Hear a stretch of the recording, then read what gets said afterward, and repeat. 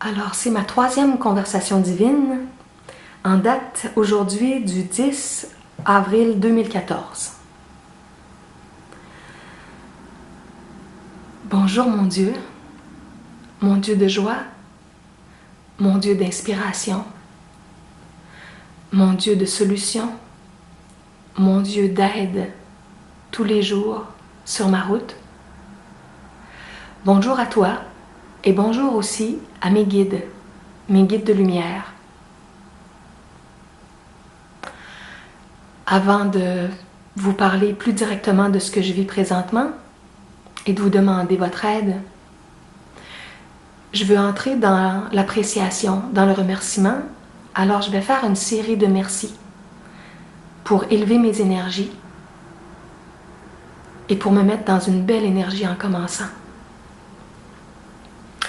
Alors merci tout d'abord pour l'appartement où je suis aujourd'hui et pour quelques semaines, grâce à la générosité d'un ami. Merci pour ma consultation en privé que je vais avoir cet après-midi avec quelqu'un qui a pris rendez-vous et qui va venir me rencontrer ici de 2h à 4h cet après-midi. Alors merci pour cette belle consultation à venir. En échange d'un don, comme toujours, parce que je n'ai pas de préfixe pour tout ce que je fais. Je remercie aussi pour le beau soleil des derniers jours. C'est le début tout doucement du printemps et on a des belles journées ensoleillées et ça me fait beaucoup de bien. Et quand je dois marcher dehors aussi du métro à ici ou de chez moi au métro pour m'en venir, c'est bon de sentir les rayons du soleil.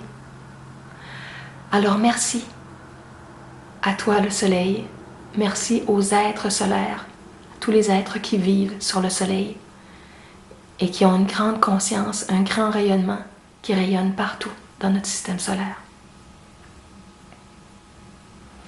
Je veux dire merci aussi pour les livres de spiritualité que je peux feuilleter ici chez mon ami là-haut.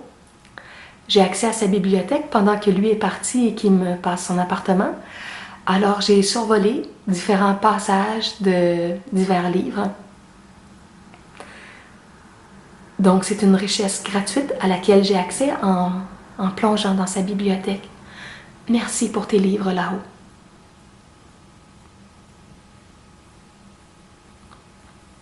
Je veux dire merci aussi pour un petit plat végétarien que j'ai mangé hier, qui venait d'une petite boutique tout près d'ici, que je ne connaissais pas avant parce que je ne connaissais pas le quartier. Il y a une dame qui fait des plats cuisinés maison, qui a un petit service de traiteur, et on peut arrêter pour aller chercher ce qu'on veut. Et hier, j'ai mangé des espèces de nouilles Singapour, en tout cas, je me souviens plus de toute sa recette avec du piment, de la sauce soya. En tout cas, c'était délicieux. Alors, ça venait du talent culinaire de cette dame-là. Merci pour tes bons petits plats et pour celui que j'ai mangé à ta santé hier.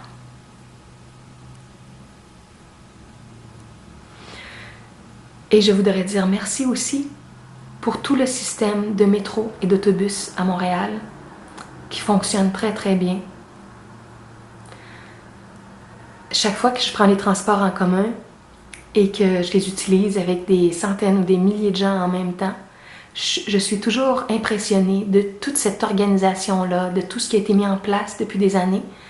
Avec ça, le fait de creuser les métros, qu'il y ait tout le service de métro et les autobus qui prennent la relève dehors pour les trajets à l'extérieur.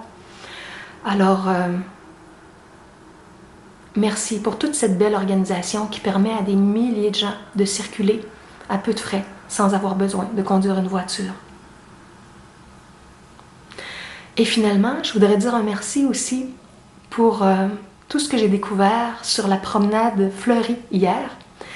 C'est une artère avec plein de commerces de toutes sortes qui est tout près ici, de où je suis, à l'appartement de là-haut. Je ne connaissais pas ce coin-là de Montréal, cette artère-là. Et c'est comme une petite mini-ville. Il y a tout ce dont on a besoin. Quelques épiceries, fruiteries. Il y a même un marché d'aliments naturels, Rachel Berry, avec des aliments biologiques. C'est tout près à 2-3 minutes de marche d'ici. Il y a des petits restos, des boutiques de vêtements, une agence de voyage. Hier, je suis arrêtée et j'ai pris des informations pour savoir combien ça coûte pour aller en Australie à partir d'ici. Et de l'Australie à ici, je savais que c'était très cher, mais je ne savais pas exactement le prix. Et avec l'assurance voyage, j'ai vu qu'un aller-retour à partir de Montréal pour l'Australie, c'est 2200 $. Et un aller-retour à partir de l'Australie pour venir à Montréal, c'est 3200 $.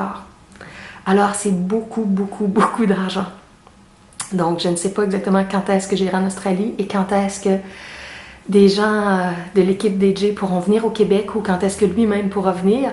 Mais c'est une somme vraiment très importante à ramasser pour un tel voyage. Bon, alors merci pour tous ces beaux commerces, toutes ces personnes qui travaillent sur la promenade fleurie. J'ai pris une grande marche pour découvrir tout ça et ça m'a fait penser à tout ce que je retrouve sur l'avenue Mont-Royal qui est près de chez moi.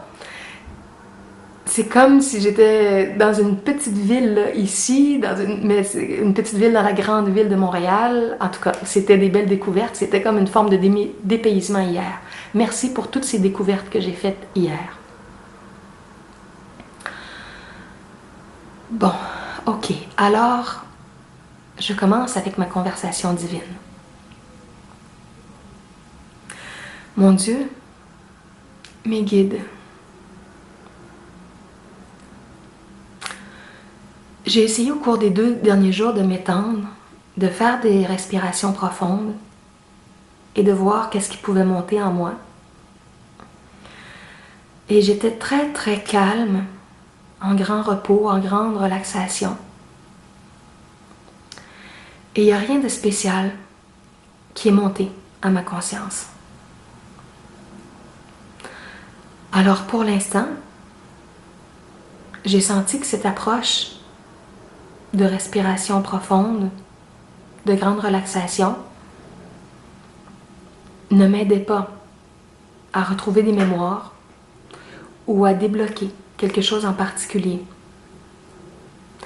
Je vais le réessayer dans les temps à venir, mais à date, dans les 2 moments où j'ai essayé, ça a produit pour moi comme une forme de méditation. J'ai été près d'1 heure en grande relaxation profonde, comme ça. Et il n'y a rien de particulier qui est monté à ma conscience.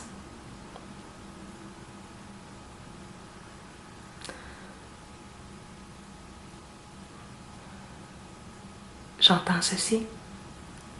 Persévère. Continue à t'ouvrir. Continue à faire confiance. Continue à te laisser guider. Reprends cette activité régulièrement de relaxation profonde, de respiration profonde, juste en étant à l'écoute de ce qui va monter en toi. Il y a encore des résistances, en partie inconscientes, qui bloquent ton accès à certaines expériences, à certaines mémoires, à certaines découvertes. Donne-toi davantage de temps pour refaire cette expérience, pour accepter d'être guidé dans des déblocages nouveaux, dans des guérisons nouvelles. C'est un processus qui peut prendre plusieurs jours à se mettre en place pour que tu accueilles vraiment qu'est-ce qu'il y a besoin de monter, de se libérer à l'intérieur de toi. D'accord? Merci. Comme j'ai l'habitude aussi de faire des pratiques régulières de relaxation, de méditation, je reprendrai dans cette attitude d'ouverture, à l'écoute de ce qui pourrait monter.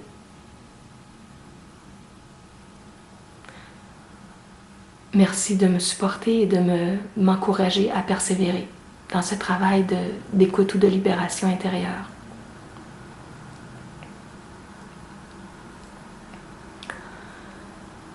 Aujourd'hui, j'aimerais parler un petit peu d'une blessure que j'ai au nez depuis 2 ans environ, qui a fait une petite cicatrice sur mon nez et que je n'arrive pas à guérir vraiment. Et je sens qu'à l'intérieur, il y a quelque chose aussi dans la blessure, derrière la cicatrice.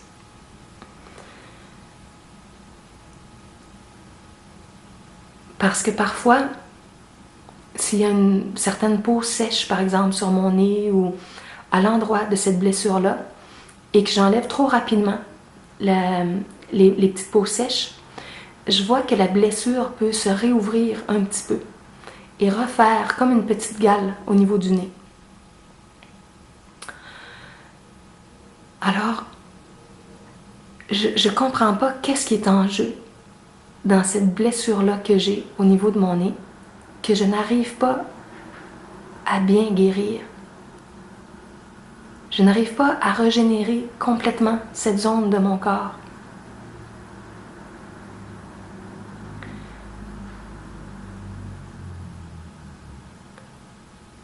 Je travaille parfois en visualisation créatrice parce que je sais que la visualisation peut aider.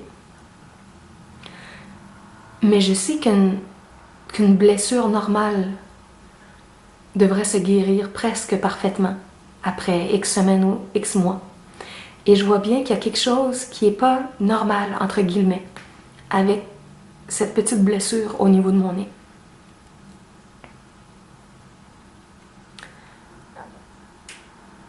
J'aimerais que vous puissiez me guider. Mon Dieu, mes guides,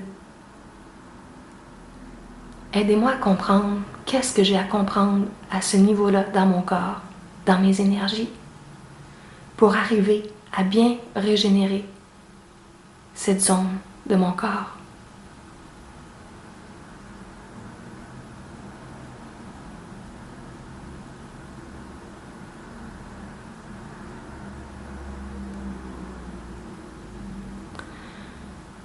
Ok, j'entends cette réponse. Tu as un certain travail au départ à faire avec la vanité,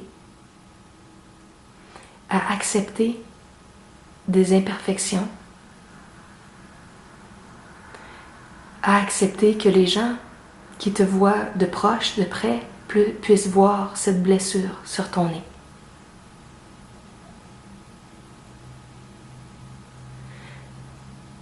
Tu as à accepter ta nature humaine imparfaite.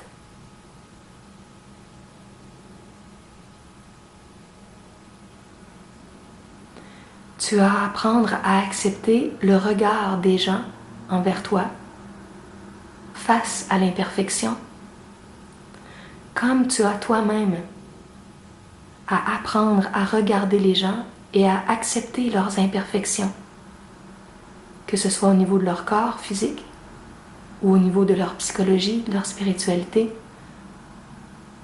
Bien sûr, tout ça est relié. Le corps reflète des volets de la pensée, des émotions, des sensations de l'âme.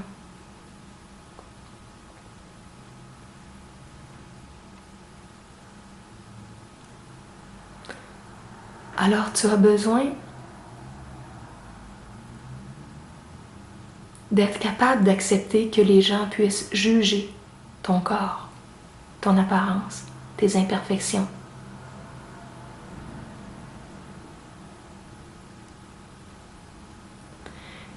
Et sentir ce que ça fait davantage en toi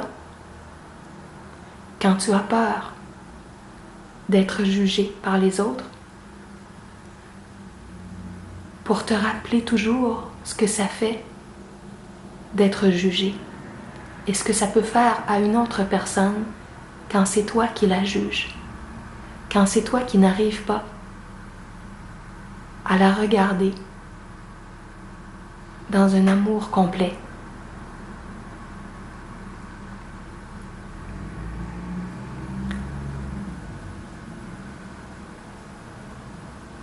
Dans ce monde, il y a beaucoup d'imperfections parce que très peu d'êtres arrivent à écouter en permanence la présence divine qui les guide.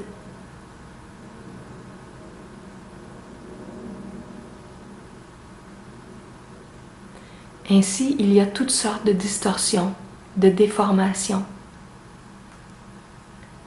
dans les décisions que les gens prennent, dans les comportements, dans les paroles, dans les attitudes. Et par conséquent, le corps à divers niveaux reflète cet éloignement du divin de façon plus petite ou plus grande.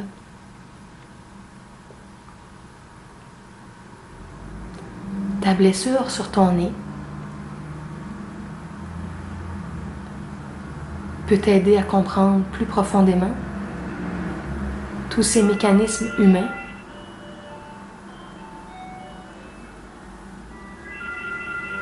Juste un instant, le téléphone sonne ici. Je reviens.